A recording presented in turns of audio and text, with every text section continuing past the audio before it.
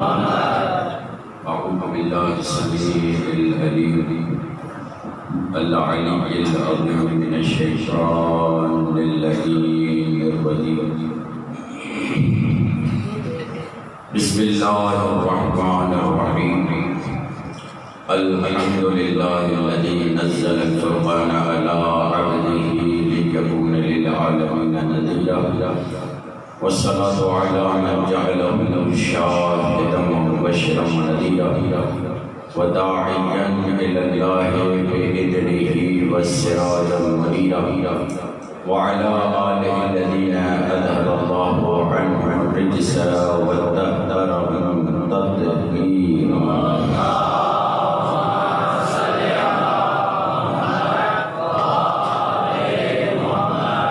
ولعنة الله على أعدائهم أجمعين من يومنا هذا إلى قيام يوم الدين. رب اشرح لي صدري ويسر لي أمري واحلل عقدة من لساني يفقهوا قولي. أما بعد، فقد قال الله سبحانه وتعالى في كتابه المجيد وفرقانه الحميد وقوله الحق. بسم الله الرحمن الرحيم. ذلك الذي يبشر الله عباده الذين آمنوا وعملوا الصالحات.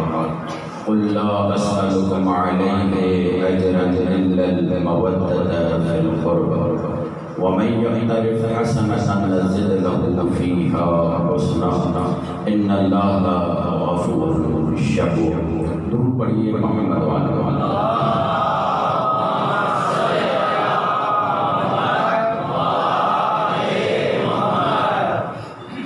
خدا تعالیٰ کے شکر گزار ہیں کہ پروردگار عالم نے پھر ہمیں دسترخوان امام حسین پہ بلا دیا،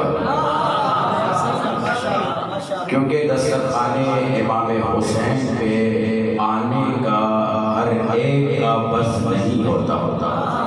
جسے خدا بلاتا ہے وہی اس دسترخوان پہ آ جاتا ہے. ہر ایک کے بس کی بات نہیں ہے کہ اس دسترخوان پہ آ جائے. کیوں آپ توجہ فرمائیں. رزق دو طرح کا ہے. ایک رزق وہ ہے جس میں آپ کے ساتھ حیوان بھی شامل ہے، اور اس رزق میں حیوان 3 حصے آپ سے لے جاتا ہے، ایک حصہ آپ کا مقدر ہوتا ہے. جب گندم اناج کاشت کرتے ہیں کتنا حصہ حیوان ہو جاتا ہے؟ 3 حصہ حیوان ہو جاتا ہے، ایک حصہ آپ کو نصیب ہوتا ہے. یہ وہ رزق ہے جس میں حیوان بھی آپ کے ساتھ شامل ہے. اس رزق میں کوئی شرط نہیں ہے کہ یہ جو ایک حصہ آپ کے پاس بچا ہے، چوتھا حصہ جس میں آپ کھا رہے ہیں، اس میں کوئی شرط نہیں کہ کھانے والا شریف ہو، کھانے والا نسلی اعتبار سے طہارت رکھنے والا ہو، کھانے والا ان کمالات پر ہو تو کھائے گا. مگر یہ رزق جو ہے سب کو میسر ہوگا، اپنا ہو، غیر ہو، ہندو ہو، مسلم ہو، جو بھی ہو، اسے یہ رزق ملے گا. مگر میں ایک ایسا رزق جانتا ہوں جو سوائے شریف کے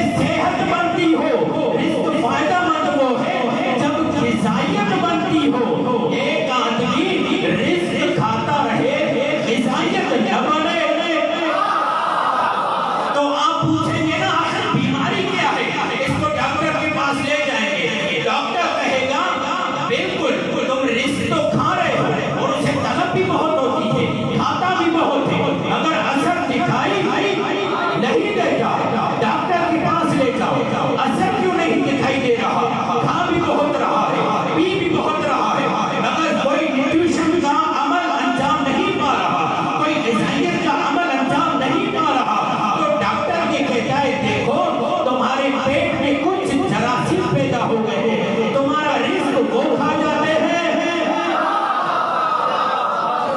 تمہارا رزق وہ کھا جاتے ہیں جس کی وجہ سے تمہیں غذائیت نہیں ملتی، جس کی وجہ سے تمہاری صحت اچھی نہیں ہوتی۔ بس ظاہری طور پر اگر پیٹ میں جراثیم پیدا ہو جائیں تو یہ رزق بدن تک نہیں پہنچتا بلکہ وہ جراثیم کھا جاتے ہیں، اور جس کے دل میں بغض علی کا جرثومہ آ جائے، جس کے دل میں بغض حسین کا جرثومہ آ جائے، کتنی ہی نمازیں پڑھتا رہے، کتنی ہی عبادت کرتا رہے، کتنا ہی قرآن پڑھتا رہے، بلکہ رسول نے یہ جملہ کہا رب دان القرآن والقرآن یلعنہ، بہت بھاریان قرآن ایسے ہیں، قرآن پڑھتے ہیں، قرآن انہیں پہ لعنت بھیجتا ہے۔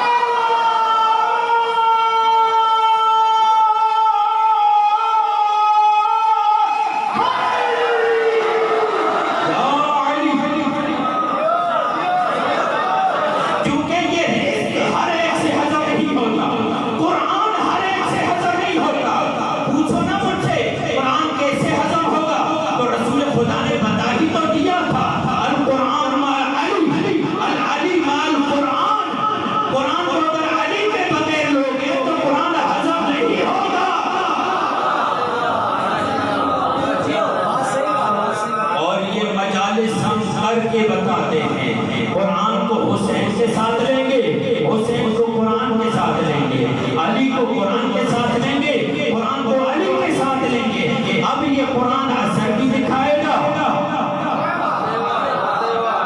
اب یہ قرآن وہ فائدہ بھی پہنچائے گا۔ اس لیے عزیزان محترم خوش نصیب ہو نام علی کے ساتھ قرآن پڑھتے ہو، خوش نصیب ہو یہاں پر آگے کیوں، اس لیے کہ یہ ذکر رزق ہے۔ اور یہاں پر یہ جملہ کہہ رہا ہوں، توجہ فرمائیے بھائی، ایک رزق وہ ہوتا ہے جو آپ کی صحت کو اچھا بناتا ہے، ایک رزق وہ ہوتا ہے جو آپ کی حیات کو بہتر بناتا ہے، وجہ بقائے حیات ہوتا ہے۔ اگر اس رزق سے آپ دور ہو جائیں تو آپ زندہ نہیں رہ پائیں۔ ڈاکٹر کے پاس جائیں، پوچھیں کون سا رزق ہے جس کی وجہ سے ہمیں حیات ملے گی، کہے گا گندم کھاؤ، یہ گندم تمہیں حیات دے گا۔ کچھ رزق ایسا ہے جو تمہیں صحت میں اچھا رکھے گا مگر حیات کے لیے لازمی نہیں، مگر کچھ رزق ایسا ہے جو حیات کے لیے لازمی ہے۔ کون سا رزق حیات کے لیے لازمی ہے؟ جاؤ پوری دنیا گھوم لو، پانی حیات کا ذریعہ ہے، پانی حیات کا ذریعہ ہے، کھاتے رہو، اگر پانی نہیں پیو گے تو جی نہیں سکو گے، یعنی پانی سبب بقائے حیات ہے۔ پروردگار عالم نے پانی کو حیات کا ذریعہ قرار دیا، بلکہ پروردگار عالم نے یہ بتایا کہ پوری دنیا کو اگر میں نے خلق کیا تو پانی کے ذریعے خلق کیا، مگر بعض جگہوں پہ یہ پانی خود بھی مر جاتا ہے۔ ایسے مرتا ہے پانی جب اس کی حرکت کو روک لیا جائے۔ میرے ساتھ کون سا پانی مر جاتا ہے جو نقصان کا سبب بھی بنتا ہے؟ جلتا ہوا پانی کبھی مرتا نہیں ہے، جلتا ہوا پانی کبھی مرتا نہیں ہے، مرتا وہ پانی ہے جو ٹھہر جائے، جس کی ترقی ان کے راستے بند ہو جائے۔ اب مجھ سے پوچھو نا، یہ جلتا ہوا پانی جب حیات کا سبب ہے تو کچھ قوموں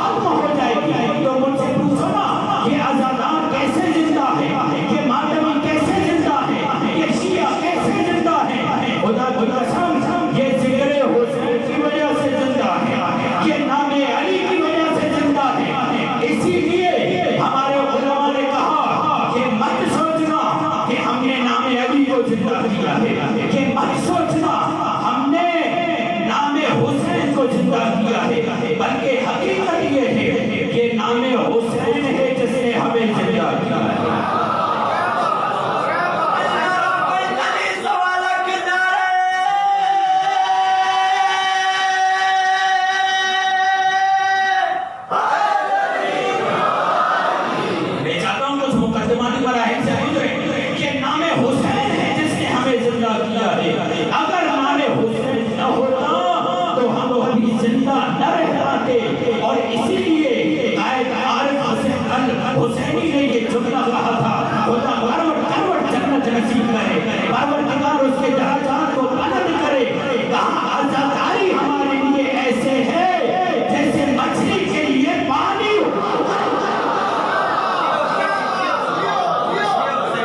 ہمیں عزاداری سے دور کرنا چاہتے ہیں. مجھے تعجب ہوتا ہے, دنیا جہاں میں فحاشی کے اڈے کھلے ہوئے, دنیا جہاں میں جوانوں کی جوانی پر ڈاکے ڈالنے والے سائن بورڈ لگے ہوئے, خواتین کی تصویریں لگی ہوئی ہیں, وہاں پر کسی ملا مولوی نے احتجاج نہیں کیا کہ یہ اتارو. خدا کا واسطہ, وہاں پر کسی نے یہ نہیں کہا کہ یہ جوانوں کی جوانی پر ڈاکے ڈالے جا رہے ہیں. اسی لیے ہمارے بزرگ نے یہ جملہ کہا تھا, اور جوانوں آج میں تمہیں سلام کرتا ہوں, جب تم سارے راستوں کو بلان کر ذکر حسین میں آتے ہو نا,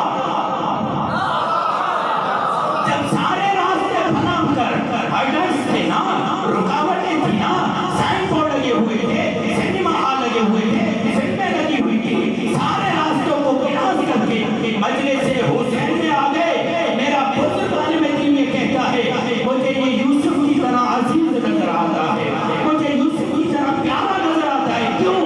اس لیے کہ یوسف کے پیچھے ایک زلیخا تھی, جہاں کئی زلیخائیں ہوں اور وہ اس کو کراس کر کے اس نے جمال یوسف فخر یوسف حسین کے لیے آ جائے.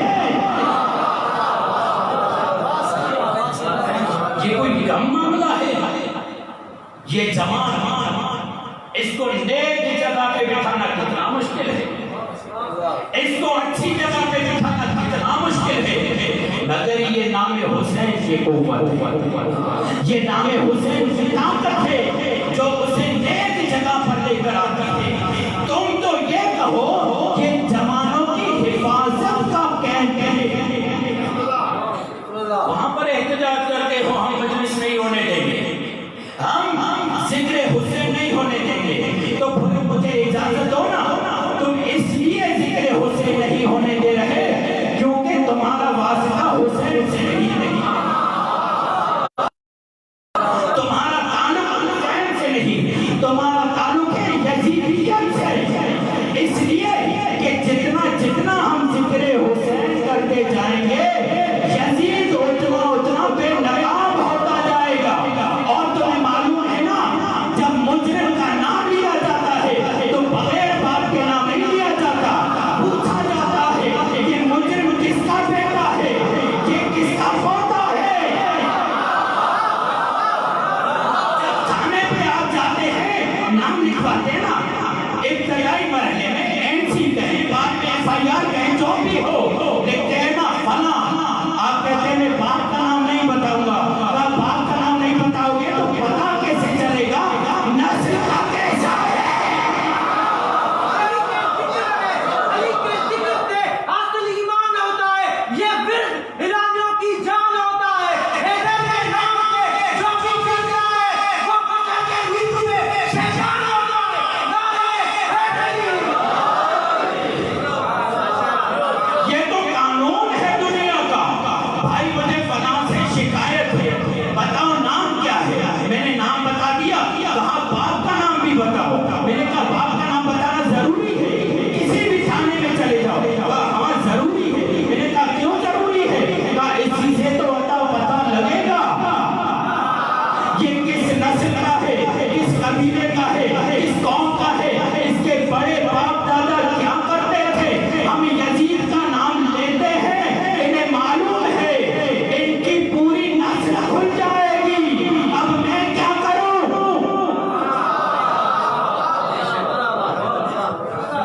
کیوں ذکر حسین سے روک رہے ہو؟ کیونکہ تمہارے بزرگوں کا کہنا ہے اگر ذکر حسین کرو گے تو اچھے اچھوں کے نام آ جائیں گے. جب اچھے اچھوں کے نام آئیں گے تو بات واضح ہو جائے گی. ہم بھی تو یہی چاہتے ہیں, بھلی تم ہمیں پابند بناؤ اور ہمارا ادب کسی کو تنگ نہیں کرتے، اشارے ہم دیتے ہیں، تحقیق کو تم کرو۔ ہمارا کام ہی یہی ہے، ہم اشارے دیں گے، تمہیں نقش بتائیں گے، تحقیق تم کرو۔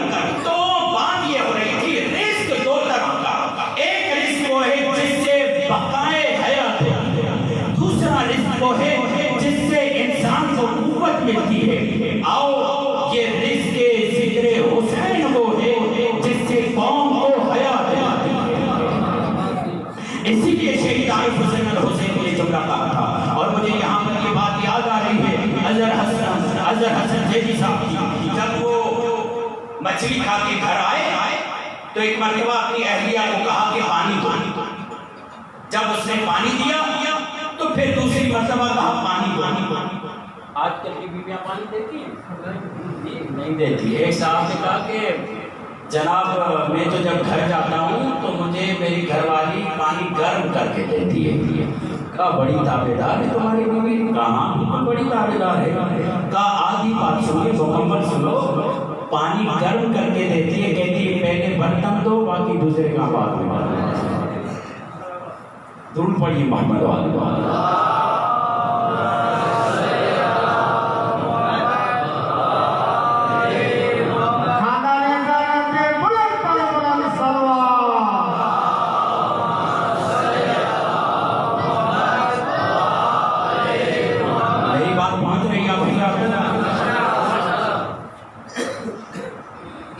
پانی دیا گیا، پھر پانی، تو کہا میاں آخر بات کیا ہے؟ کہا بات یہ ہے کہ آج میں نے کھائی ہے مچھلی، اور تمہیں نصیحت کرتا ہوں اور وصیت کرتا ہوں، علی سے ایسے محبت کرو، حسین سے ایسے محبت کرو جیسے مچھلی پانی سے محبت کرتی ہے۔ جیسے مچھلی پانی سے محبت کرتی ہے۔ کہاں کیسے؟ کہاں مچھلی پانی سے جدا ہو گئی، مر گئی، ٹکڑے ٹکڑے ہو گئی، میرے بدن کا حصہ ہو گئی، مگر مجھے مجبور کر رہی ہے پانی طلب کر۔ مر گئی ہے مگر پانی کو نہیں بھولی۔ کہاں علی سے ایسے پیار کرو چاہے تمہارے ٹکڑے ٹکڑے ہو جائیں، خون کا ایک ایک قطرہ علی علی و حسین پکارتا رہے۔ اور اسی لیے ہم یہ جملہ کہتے ہیں، دنیا والوں یاد رکھو، جمال یوسف میں ایسے لوگ ملے جو صرف اپنی انگلیاں کاٹ رہے تھے، مگر جمال فخر یوسف میں ہم نے اس کے جمال کو دیکھا نہیں، صرف سنا ہے۔ توجہ ہے، ہم نے جمال فخر یوسف کا جمال سنا ہے، حضرت امام حسین کو سنا ہے، مگر خدا کی قسم نام حسین پہ اپنی جان نچھاور کرنے کے لیے تیار ہے۔ اسی لیے یہ جملہ ہے، تمہیں نام یزید پر اتنے جینے والے نہیں ملیں گے جتنے نام حسین پر مرنے والے ملیں گے۔ یہ کیوں آئے ہیں؟ اس لیے آئے ہیں تاکہ حسین سے اپنی محبت کا اظہار اور معلوم ہونا چاہتا ہے۔ یہ جو حسین سے محبت ہے یہ ہر ایک کو ملتی بھی نہیں۔ جیسے میں نے کہا نا، کچھ حصہ وہ ہے جس میں جانور آپ کے ساتھ شریک ہے، مگر کچھ رزق ایسا ہے جو اللہ نے صرف شریف نسلوں کو دیا، شرافت والے افراد کو دیا۔ وہ کون؟ ایک مرتبہ رسول خدا ایک صحابی کو دیکھتے ہیں پریشان، رسول خدا کہتے ہیں پریشان مت، کس کے لیے پریشان ہے؟ اپنی اولاد۔ سوچ یہ ہے کہ پتہ نہیں میرا ہے کہ نہیں، عجیب معاملہ۔ سوچ یہ ہے پتہ نہیں میرا ہے کہ نہیں۔ رسول خدا نے دیکھ کر کہا گھبراؤ نہیں، یہ تمہارا ہی ہے۔ پریشان ہو کر کہا گھبراؤ نہیں، یہ تمہارا ہی ہے۔ کہا یا رسول اللہ کیا آپ میری پریشانی سے آگاہ ہو گئے؟ رسول خدا نے کہا مجھے اپنی طرح مت سمجھو، مجھے اپنی طرح مت سمجھو، میں رسول ہوں۔ ایک مرتبہ کہا یا رسول اللہ کیسے معلوم ہوا کہ میرا ہے؟ آپ دیکھتے نہیں جب میرا لجپال حسین آتا ہے، جب میرا لجپال حسین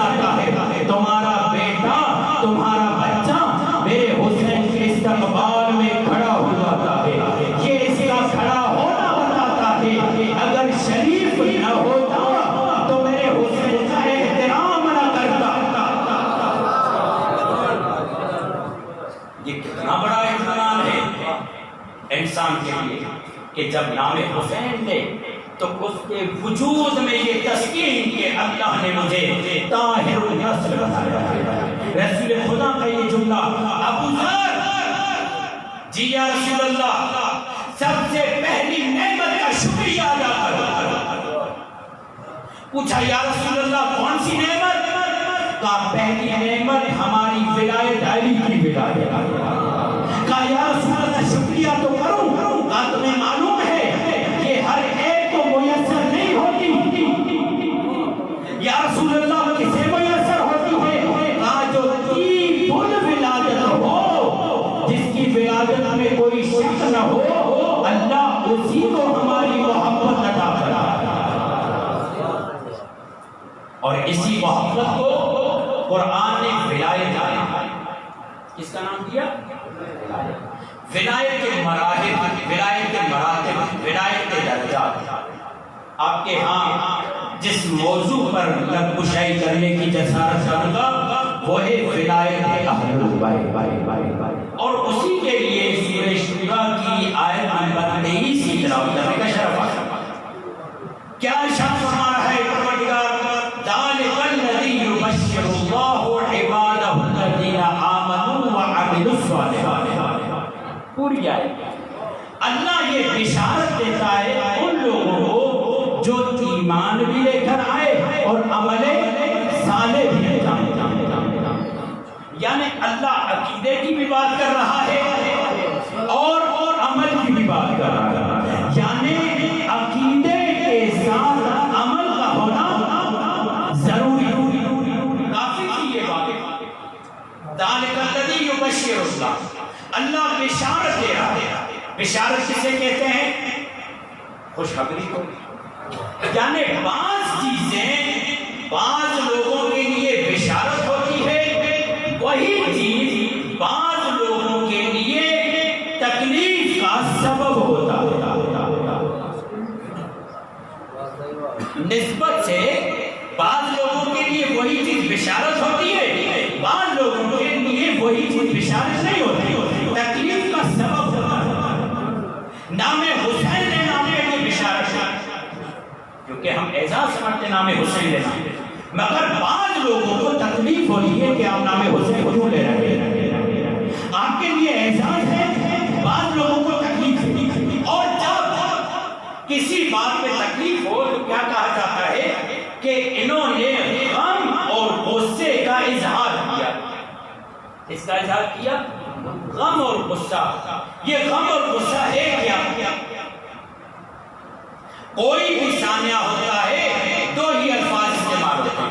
کہتے ہیں بھائی یہ سانیہ ہوا، اس میں ہم غم اور غصے کا اظہار کرتے ہیں. تو پتہ یہ چلا غم اور غصے کا اظہار فطرت سلیم کا تقاضا. مثلا میں مثال دیتا ہوں. ابھی جو واقعہ ہوا لبنان میں بم دھماکہ ہوا، جیسے بھی ہوا اس سے مجھے بحث کرے تو بہت سارے سلیم طبع لوگوں نے ملکوں نے کہا کہ ہم اپنے غم اور غصے کا اظہار کرتے ہیں. غم بھی ہے، غصہ بھی ہے. اگر کوئی واقعہ ہو جائے، حادثہ ہو جائے، رونما ہو جائے، کہیں بم بلاسٹ ہو جائے تو بہت سارے لوگ سیاستدان بھی یہ کہتے ہیں کہ ہم غم اور غصے کا اظہار کرتے ہیں. یہ غم کیا چیز ہے اور غصہ کیا چیز ہے؟ یہ لفظ کہنا ہم غم اور غصے کا اظہار کر رہے ہیں، بتا رہے ہیں جو بھی انسان ہوگا وہ غم بھی کرے گا، غصہ بھی کرے گا. اگر اسی غم کا میں ترجمہ کروں تو کیا ہوگا؟ غم اور غصہ کیا ہوگا؟ کہاں غم کیوں ہوگا؟ دلی ہمدردی کی وجہ سے. دل میں دکھ ہوا اس کی وجہ سے غم. غصہ کس بات پہ؟ جن لوگوں نے یہ کام انجام دیا ان سے غصہ. دو چیزیں، یعنی غم اس بات کا کہ یہ کام نہیں ہونا چاہیے تھا، غم اس بات کا کہ یہ معاملہ نہیں ہونا چاہیے تھا. جس کے ساتھ یہ معاملہ ہوا ہے میرا دل اس کے ساتھ جڑا ہوا. غصہ کس بات کا؟ غصہ جن لوگوں نے یہ کام کیا ہے غصے کی حد تک میں انہیں برا سمجھتا ہوں. بھلی نامعلوم نہیں ہے، بھلی نامعلوم نہیں ہے، مگر میں ان سے غصہ کر رہا ہوں.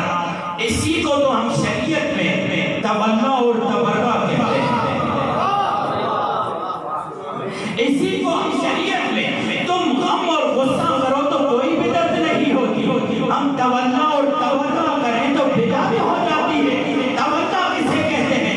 جس سے دلی محبت کا اظہار ہو اسے تولا کہتے ہیں، اور جس سے غصہ نکالنا ہو اسے تبرہ کہتے ہیں.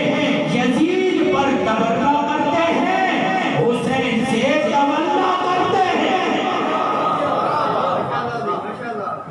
یہی مجلس کا مقصد ہے. مجلس کیا ہے؟ اور یہ یاد رکھیے گا، تولا اور تبرہ فروع دین کا حصہ ہونے سے پہلے عقیدے کا حصہ ہے. ہمارے نزدیک امامت مکمل نہیں ہوتی، امامت پر عقیدہ مکمل نہیں ہوتا جب تک تولا کے ساتھ تبرہ نہ ہو. اور چونکہ اس منزل پہ آ گیا ہوں تو میں اپنے جوان دوستوں ساتھیوں نئے آنے والے کو یہ بتانا چاہتا ہوں، یاد رکھو تبرہ گالی کو نہیں کہتے. مہذب قوم گالی نہیں دیتی، مہذب قوم گالی نہیں دیتی. کیوں؟ اس لیے کہ ہمارے امام نے گالی نہیں دی تو ہم کیوں دیں گے. تبرہ کسے کہتے ہیں؟ لعنت. توجہ ہے؟ تبرہ کسے کہتے ہیں؟ لعنت کو. اور اگر تمہیں لعنت گالی لگ رہی ہے تو معاف کرنا، یہی اسی لعنت سے پورا قرآن بھرا پڑا ہے. اگر تمہاری جرت ہے کہ لعنت کو گالی کہہ رہے ہو تو پھر کہو معاذ اللہ نقل کفر نباشت. پھر کیا تم کہو گے کہ قرآن نے گالی دی ہے؟ قرآن بڑا پڑا ہے. لعنت اللہ علی الکافرین، لعنت اللہ علی الظالمین، لعنت اللہ علی الغاصبین. اللہ کا شکر ہے ہم جھوٹوں پر لعنت کر کے بعد میں مجلس عذاب میں آتے ہیں.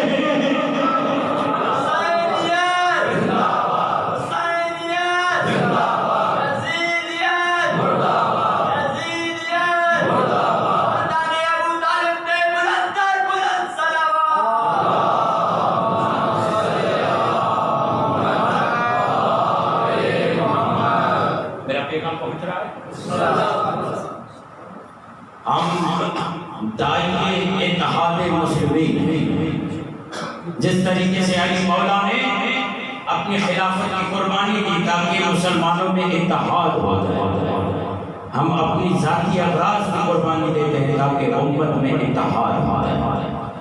مگر جو چیز تم تفسیر کر رہے ہو وہ ہم سے تولا کو ہم مانتے ہیں، تبرہ بھی ہم کرتے ہیں. ہم سے پوچھو کہ ہم تبرہ کیسے کرتے ہیں. ہم دشمن کے اعمال اور عقیدے اور نظریے سے اختلاف کرتے ہوئے، اس سے جدائی اختیار کرتے ہوئے تبرہ کرتے ہیں. صرف یزیدیت مرد آباد نعرے میں نہیں لگاتے. ایسا نہیں ہے کہ میرا جوان جب یہاں پر آتا ہے تو یزیدی کام کر کے پھر کہے یزیدیت مرد آباد. نہیں، بلکہ جب وہ یزیدیت مرد آباد کا نعرہ لگاتا ہے تو پہلے اپنے آپ کو ہر یزیدی کام سے دور کرتا ہے، بعد میں مجلس حسین میں آتا ہے. ابھی میں نے مثال دیا کہ اتنے سارے راستوں کو پھلانگ کر جب وہ یہاں پر آتا ہے، کئی ٹاکے لگے ہوئے تھے، کئی سائن بورڈ لگے ہوئے تھے، وہاں پہ رک جاتا.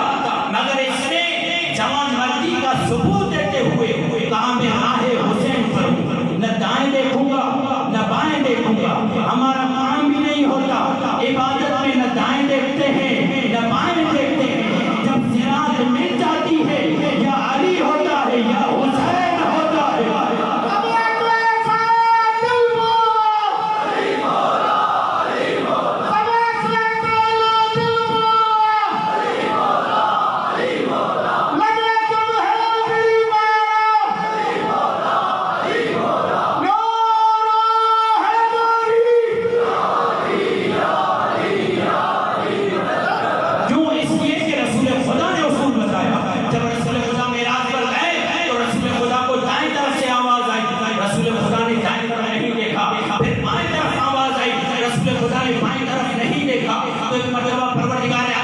پوچھا اے میرے حبیب جب دونوں طرف سے آوازیں آئی تو نے کیوں نہیں دائیں بائیں دیکھا؟ پروردگار میرا دل وہاں متوجہ نہیں ہوا اس لیے میں نے نہیں دیکھا. تو اللہ نے کہا اچھا ہوا نہیں دیکھا، اگر دائیں یا بائیں دیکھ لیتے تمہاری امت کے سارے اعمال ضائع ہو جاتے. رسول معراج پہ ہو کر نہ دائیں دیکھتے ہیں نہ بائیں دیکھتے ہیں، تو نماز بھی کیا ہے؟ الصلاۃ معراج المومن، نماز مومن کی معراج ہے. جب رسول معراج پہ نہ دائیں دیکھتے ہیں نہ بائیں دیکھتے ہیں تو ہمیں بھی اپنی نماز میں نہ بائیں دیکھنے کی ضرورت ہے نہ دائیں دیکھنے کی ضرورت ہے. اس لیے اگر نبی دیکھتے تو ان کی معراج ختم ہو جاتی، اگر ہم دیکھیں تو ہماری نماز باطل ہو جاتی.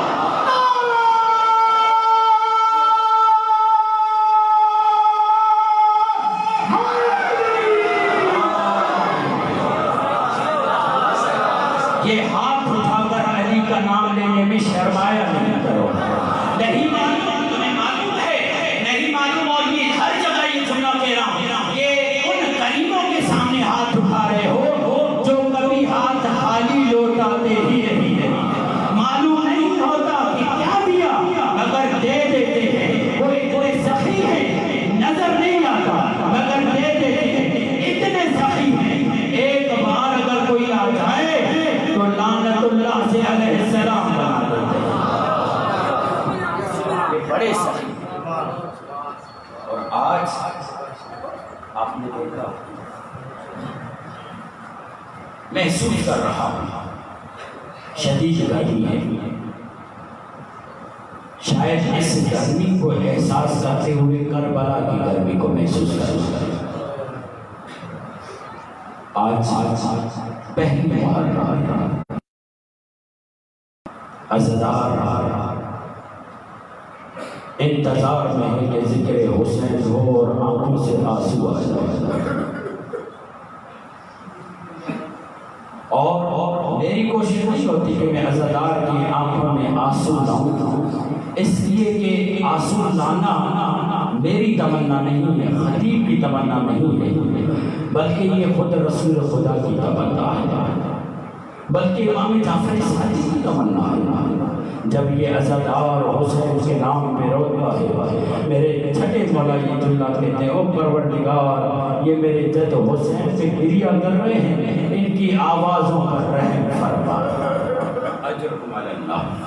مولا صادق کو جو بلند آوازیں گریہ کے ساتھ وہ بڑی پسند ہے، یہ خطیب کی پسند نہیں، یہ مولا صادق کی پسند ہے. کہا ایسے رو جیسے جوان کے لاشے پر بوڑھی مار ہوتی ہے. تمہیں کیا معلوم زہرا نے کیسے حسین کو چلکیا پیس ذاکرین جملہ کہتے ہیں عجیب جملہ ہے. خدا کی قسم یہ دیکھ رہے ہو یہ جوان باہر کی دنیا میں رونے کا قائل ہے، بلکہ یہ رلانے کا قائل ہے. اس سے کس چیز نے مجبور کیا آج فرش عذاب میں رو رہا کہتا ہے باہر جا کر سینہ چوڑا کر کے کہتا ہے کون ہے مائی کلال جو میری آنکھوں میں آنسو دلا کے دکھائے. مگر جب یہ فرش حسین پہ آتا ہے دوسروں کو رلانے والا رو کر کہتا ہے اگر رونے کا حق بنتا ہے تو زہرا کے لال پہ رو. اجرکم علی اللہ. زہرا کے لال پہ رو. کیوں؟ اس لیے کہ آقا زادی زہرا یہ کہتی ہے تو میرے لال کو رو، روز محشر جزا میں خود زہرا دوں گی. اور جب ان کے سامنے کوئی پیش ہوگا نا اور اگر کہے گا یا آقا زادی زہرا میں آپ کے حسین پر رویا تو بی بی کہے گی تم نے حق ادا نہیں کیا. پوچھے گا آقا زادی کیسے حق ادا کرتا؟ کہتی ہے ایسے حق ادا کرتے جیسے بوڑھی ماں جوان کے لاشے روتی ہے اس انداز سے. اور حسین پر رونے میں شرمایا نہیں کیا کرو، حسین کے رونے پہ شرمایا نہیں کرو. کیوں؟ اس لیے کہ میرے مولا یہ جملہ فرماتے ہیں انا قتیل العبرہ. تمہیں معلوم ہے میں عبرت کا قتل شدہ ہوں، مجھے عبرت سے ذبح کیا گیا. آپ کو معلوم ہے حسین کیسے ذبح ہوا؟ اللہ اکبر. اکبر چاند کی رات ہوتی مدینے والے کوفے والے آسمان کو نہیں دیکھتے تھے، مولا رضا کے گھر کو دیکھتے تھے یا امام صادق کے گھر کو۔ جیسے رونے کی آوازیں بلند ہوتی، سب یہی کہتے انا للہ و انا الیہ راجعون۔ یہ چاند زہرا کے گھر کے اجڑنے کی خبر دے رہا ہے، یہ چاند زہرا کے لال کے اجڑنے کی خبر دے رہا ہے۔ کس انداز سے اجڑا ہے، آزادارو والا صادق سے پوچھا گیا، بولا یہ ہر محرم پہ آپ لوگ کس انداز سے روتے ہیں، آنسو کیسے آ جاتے ہیں؟ بولا فرماتے ہیں تمہیں معلوم ہے جیسے ہی محرم آتا ہے فرشتے ہمارے جد حسین کا کرتا اٹھاتے ہیں، نشرت الملائکۃ ثوب الحسین، اس کرتے کو عرش پہ پھیلا دیتے ہیں، بس عرش پہ پھیلتا ہے، مومنین کے آنسو جاری ہو جاتے ہیں۔ ارے مومنین دل کے آنکھوں سے وہ آنسو دیکھتے ہیں، بس یہ جملہ تھا کہ وہ سننے والا گریہ کرنے لگا۔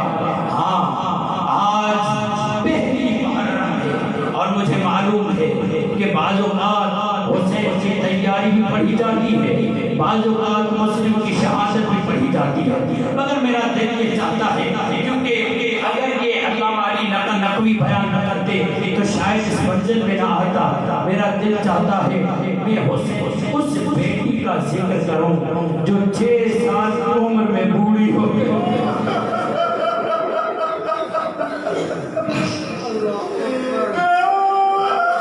اللہ کسی کو 6 سال کی عمر میں بوڑھا نہ بنائے۔ 2 بیویاں ایسی ہیں، ایک 18 سال کی خاتون بوڑھی ہو گئی، 6 سال کی عمر میں بوڑھی ہو گئی۔ پوچھو کہ نہیں کہ کون بوڑھی ہوئی اور کس کی جدائی میں بوڑھی ہوئی؟ کہ کوئی اور نہیں، یہ سورہ تھی جو اکبر کی جدائی پہ اجر کو ملنا۔ اور اگر دل کرے روتے روتے اگر ہاتھ سینے پر آ جائے تو سکینہ کو ضرور یاد کرنا۔ کیوں؟ اس لیے کہ جب سکینہ بابا کو روتی تھی تو کوئی رونے نہیں دیتا تھا، کبھی تماچا اٹھا، کبھی تازیاں نہ مارتا۔ خوش نصیب ہو سکینہ کے بابا پہ گریہ کر رہے ہو۔ ارے سکینہ گریہ نہ کر سکتی۔ آزادارو یہ حسین کی بوڑھی بیٹی سونا جو 6 سال کی عمر میں عصا کے سہارے چلنے پر مجبور ہو گئی۔ جب حسین چلنے لگے نا، ایک ایک کے پاس آتی کہتی بابا کو کہو مجھے بھی لے کر چلے، بابا کو کہو مجھے بھی لے کر چلے۔ یہی ہے بخار آیا ہوا ہے۔ حسین مولا کہتے ہیں بیٹا میں تمہیں نہیں لے کر چل سکتا کیونکہ تمہیں بخار آیا ہوا ہے۔ ایک مرتبہ مٹکے کے قریب گئی، پانی دیا ٹھنڈا، پیشانی پہ لگایا، اکبر کے پاس آ کر کہتی اکبر دیکھو کیا مجھے بخار؟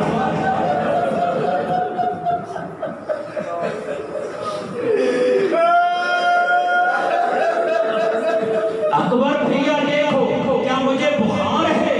میرا سر تو ٹھنڈا ہے، مجھے بخار نہیں ہے۔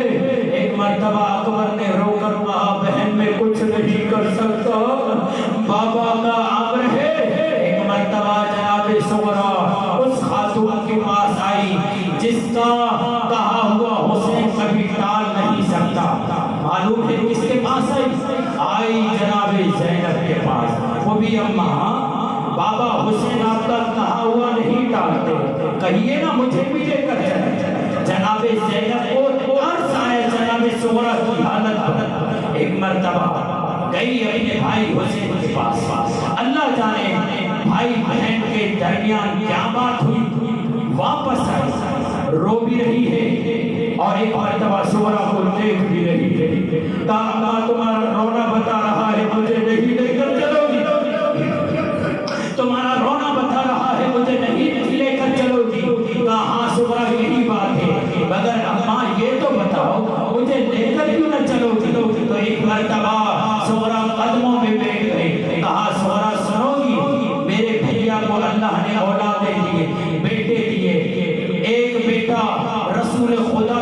صورت میں دیا ہے، ایک بیٹا علی کی صورت میں دیا ہے، ایک بیٹا جناب حسن کی صورت میں دیا ہے۔ اور دیکھو اللہ نے میرے بھائی کو بیٹیاں بھی دی ہیں، ایک بیٹی بابا علی کی صورت میں ہے، ایک بیٹی نانا رسول اللہ کی صورت میں ہے، اور صغرا تمہاری صورت ماں زہرا کی صورت، جو سمجھ گئے ہیں اجرکم اللہ، اے صغرا تمہاری صورت ماں زہرا کی صورت میں ہے، اور تمہیں معلوم ہے میرے بھائی حسین کے بعد یہ صورتیں کبھی کوفے کے بازار میں، کبھی شام کے بازار میں، ارے حسین یہ کہتا ہے میں برداشت نہ کر سکوں گا میری ماں کی صورت۔